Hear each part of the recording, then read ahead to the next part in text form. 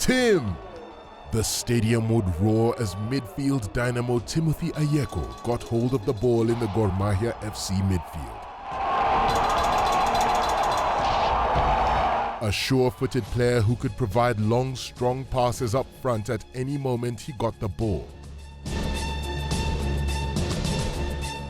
Ayieko brought economics to Kenyan football by knowing exactly where to be and in a free space, and had the opportunity of listening to Kogalo fans shout his name before most opposing players attempted to approach him.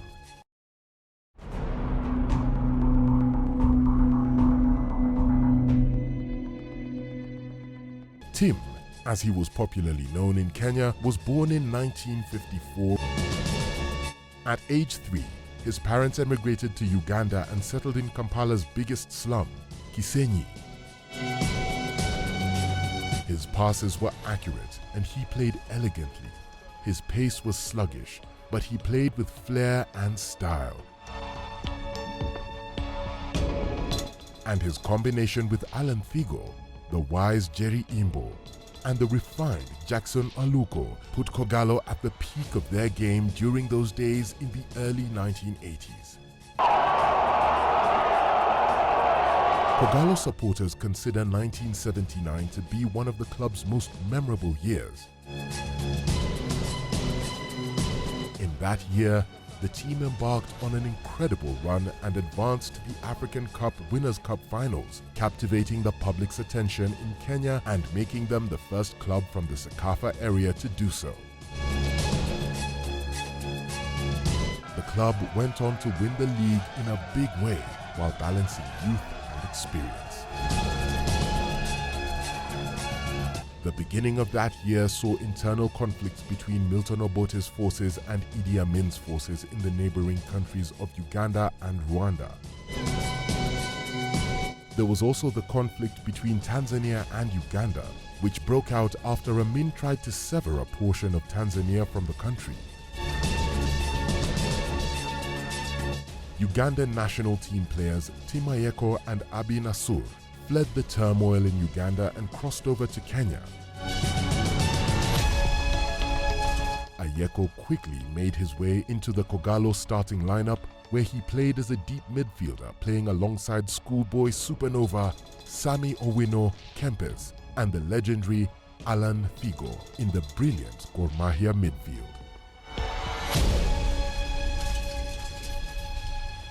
Jerry Imbo's Gor Mahia squad went on to win the Sekafa Cup in 1980 and 1981, in addition to the league title in 1979.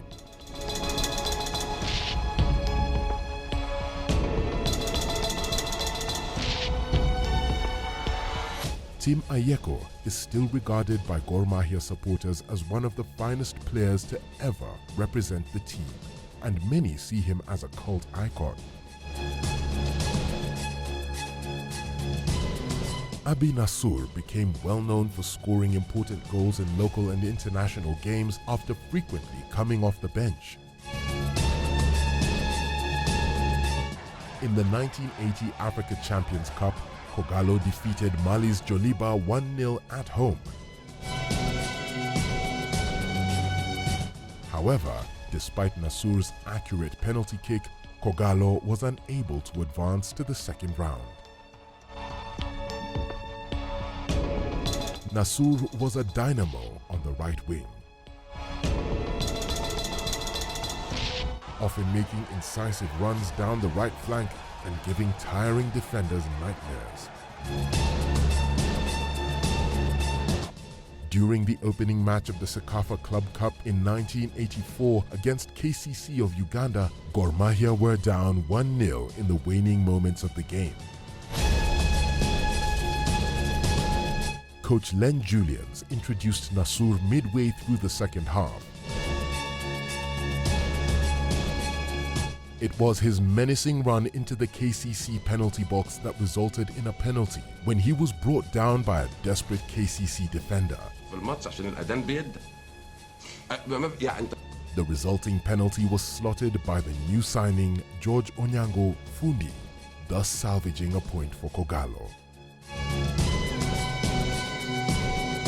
When he arrived, Ayieko enrolled in Nyasumba Primary School, where he attended till P7.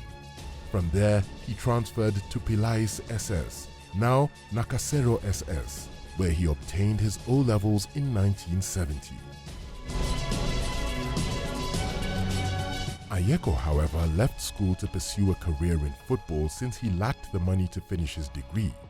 He was instantly selected by Nakivubo Boys, who during that time served as the team's feeder club for Express FC. He later joined that squad, but owing to his small stature and lack of experience, he was unable to make it into the first team. In an effort to get meaningful employment, Ayieko left Nakivubo Boys in 1972 and crossed over to National Insurance Corporation (NIC), which at the time was an emerging football powerhouse. At NIC, he linked up with fellow youngsters such as Billy Kizito, Ashe Mukasa, Stanley Mubiru, to mention but a few.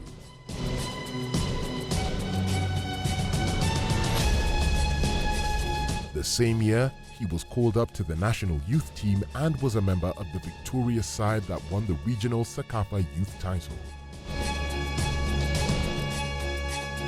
It was after this scintillating performance that Ayieko attracted lots of attention, and Express was quick to re-sign him in 1974.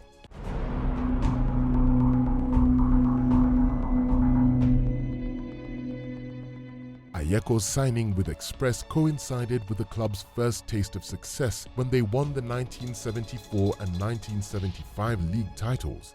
Indeed, Ayieko was a dominant figure in the Express midfield, often dictating proceedings, particularly when attacking.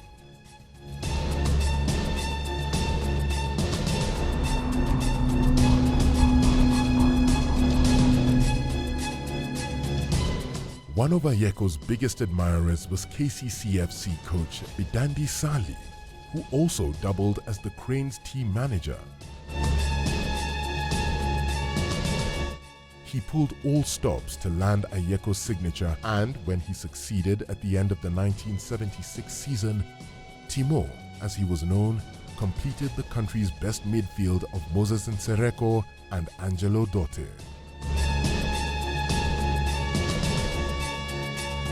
Ayieko also helped KCC to fill the gap created by injured Philip Omondi, who was out for 2 years. Meanwhile, Ayeko's siblings weren't far off in his wake. Enos Agogo was a member of KCC's City Cubs and later moved to Express, frighten rival defenses at will. But it appeared as though Ayieko was a one-man squad. The City Boys advanced to their first ever finals thanks to their hat-trick in KCC's 3-0 victory against Kenya's Luo Union, the reigning champion. The drama that ensued after the final whistle, during which the Kenyans were enraged because one of their own, a Luo, had destroyed them, is what people remember this game for. Ayieko shockingly started the final against Tanzania's Simba on the bench, and judging from the early exchanges, all indications pointed to Simba winning the title. That's until Ayieko and Angelo Dote were introduced for Moses Nsereko and Billy Kizito. The tide completely changed, and the Simba goalkeeper was hailed for taking the match to the full 120 minutes.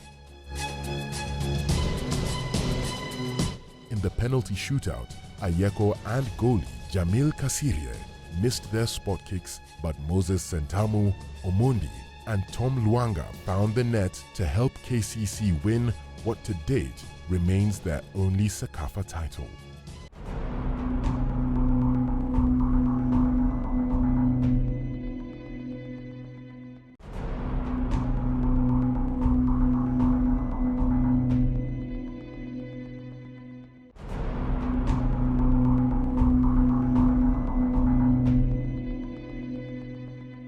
Ayieko joined the Cranes in 1973 and was in the squad that eliminated Algeria to book a place at the 1974 Africa Cup of Nations.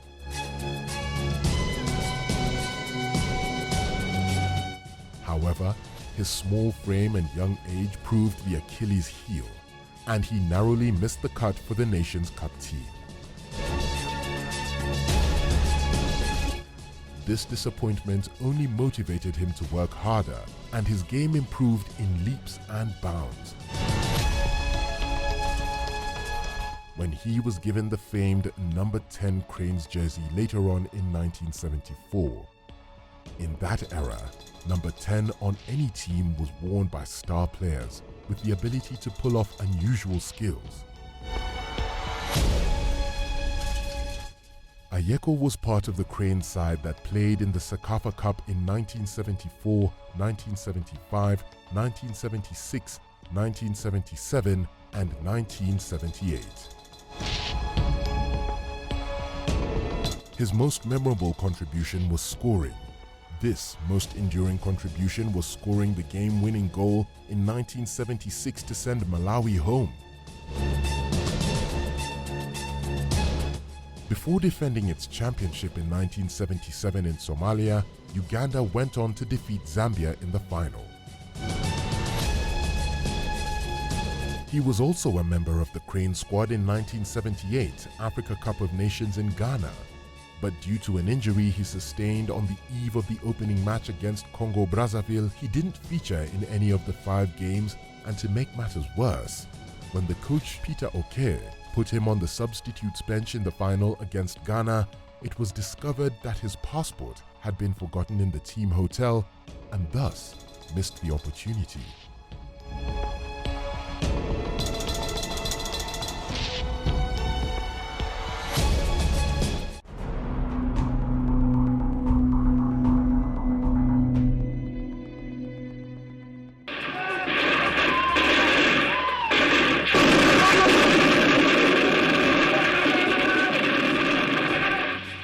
Following the 1979 war, Ayieko and a few Crane colleagues like Poli Ouma and Abi Nasur crossed over to Kenya due to instability in the country.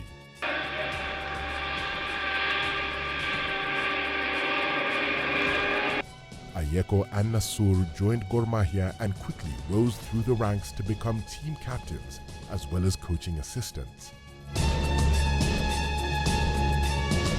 Gor Mahia went on to win the 1980 CECAFA Cup in Malawi. Interestingly, he was part of the Gor Mahia team that eliminated Nyasamba in 1979 from the CAF Cup Winners' Cup.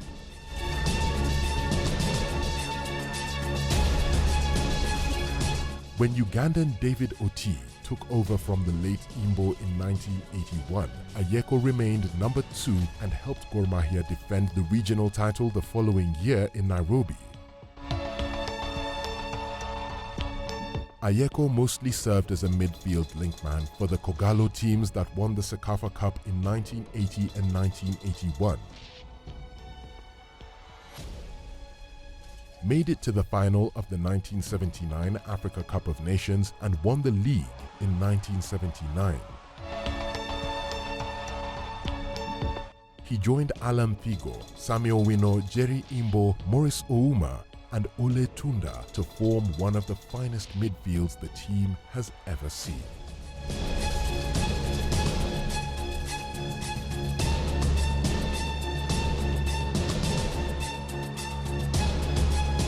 Ayieko left Gor Mahia and football in 1982 in order to focus on a coaching career. He relocated to Benham Holdings in Nairobi, which he led to success.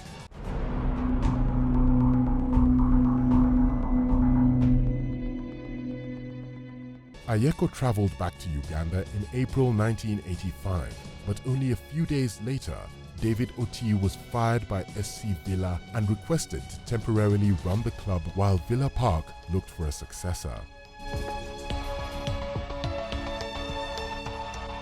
However, the squad had inconsistent performances and failed to win any awards. As a result, The club hired Poli Ouma the next year, who had also recently returned from a self-imposed exile in Kenya. Ayieko stayed on as the aide. The two went on to win Villa's first league and cup double in 1986, and in 1987, they not only successfully defended their league crown, but also captured the Sekafa Championship. Ayieko obtained a B coaching license from Germany in the same year. SC Villa hired British strategist Jeff Hudson in 1988 and appointed Ouma and Ayieko as his assistants. The pinnacle of Villa's success was their unbelievable run in the 1991 Africa Club Championship final. When they lost Tunisian team Club Africain, Ouma was furious and departed right away, while Ayieko stayed on to witness more success. Ayieko went on solo after Hudson left the club in 1992. He guided the club to the league title and also reached the final of the inaugural CAF Cup before losing to Nigeria's Shooting Stars. Though Ayieko added the 1994 league title to his many trophy collections, he was forced to resign in 1996 to make way for Eddie Butindo.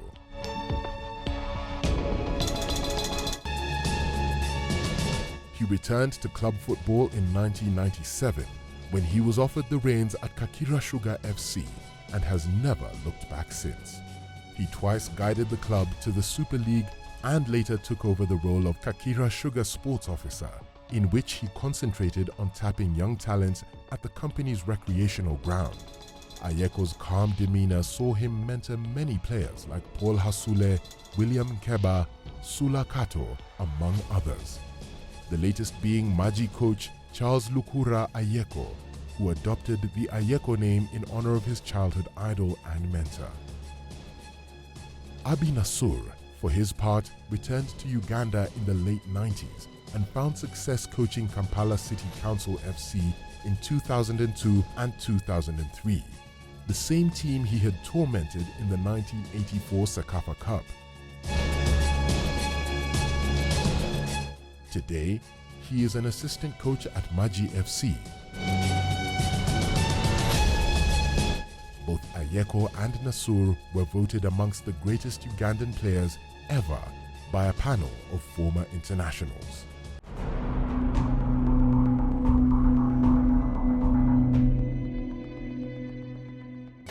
Ayieko passed on this morning at around 7.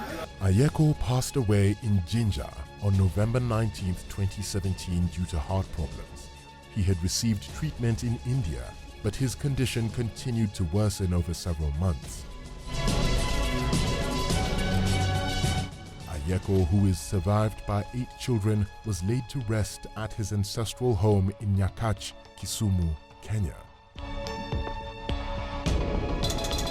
The Council of East and Central African Football Association, Sekafa, Secretary General Nicholas Musonye was a close friend of Ayieko, who later coached Villa and Uganda Cranes as well. This is a man who played his football in 2 different countries. His successes are huge, and his achievements still stand out for this generation to see and learn from. Today we might name some of Kenya's great players out there, but none compares to him, at least that I know of, in the success at home, in Uganda, and at club level in Kenya. This is a man we are yet to get a man to match his midfield skills. This is the story of Tim Ayieko.